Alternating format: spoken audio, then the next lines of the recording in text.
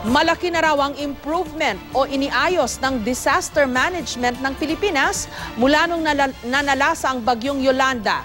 Maging ang United Nations kinilala ito. Pero dahil tila palakas na ng palakas ang mga bagyong tumatama sa ating bansa, dapat kasabay raw ng nagbabago ang ating pamantayan ng kahandaan sa kalamidad.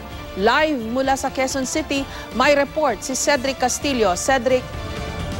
Yes, Jessica, mismong si Yusek Pama ang nagsabi na nakakatanggap na raw ng tawag ang NDRRMC mula sa iba't ibang ahensya sa labas ng bansa para daw kilalanin at i-congratulate na rin ang Pilipinas sa naging disaster management at response nito. Sino nga ba naman daw ang mag-aakalang ang bagyong tulad ng Ondoy paparalisahin ng Metro Manila noong 2009? O kaya'y ang isang bagyong sinlakas ng Yolanda magaganap pala sa ating henerasyon? At sa pagbayo ng bagyong Lando sa ilang panig ng Luzon, ayon mismo sa ilang nabiktima, ngayon lang daw nila naranasan ang ganito. It's the most worst flood in the history of our community. I'm already 52, but this is the worst flood that I witnessed in my entire life.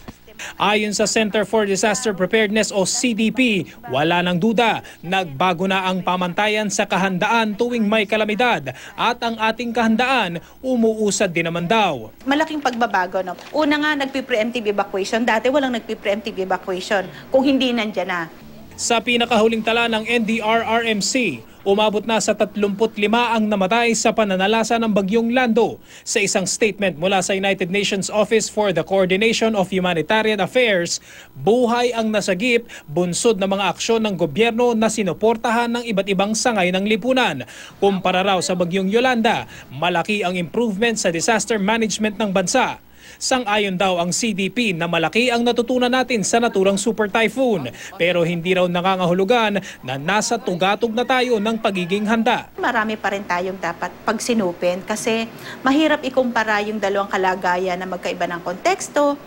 Sa bagyong Yolanda kung saan 16 na milyong katao ang apektado, mahigit 6,000 o isa sa bawat 2,500 ang patay. Sa tayari ng NDRRMC, aabot sa 19 na milyon ang apektado ng bagyong Lando at isa sa mahigit 1/2 milyon ang namatay.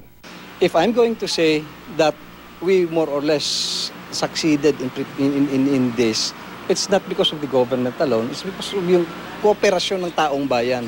I can categorically say we have improved a lot. Dagdag pa ng NDRRMC, sa ipinamamalas ng Pilipinas na kahandaan sa sakuna, nagiging modelo na raw tayo sa ibang bansa. I already received calls, like for example yung ASEAN Humanitarian Action Center, nagko-congratulate on how we are doing these things. Is it possible to achieve zero casualty? Alam mo, again, pag tinatanong mo, is it possible to stop a typhoon? So the best that you can do, make the necessary preparation. Paulit-ulit lang talagang mangyayari kapag ang hinahanda lang natin ay emergency response.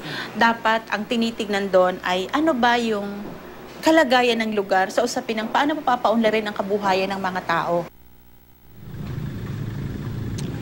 Jessica, ayon pa sa Center for Disaster Preparedness, ay kung tutuusin daw ay napakarami na nating mga guidelines, yung mga dapat na sundin, mga regulations na makakatulong sana kung may pangil daw sana ang Republic Act 101-21 o yung Disaster Preparedness and Management Act ng Pilipinas. Jessica.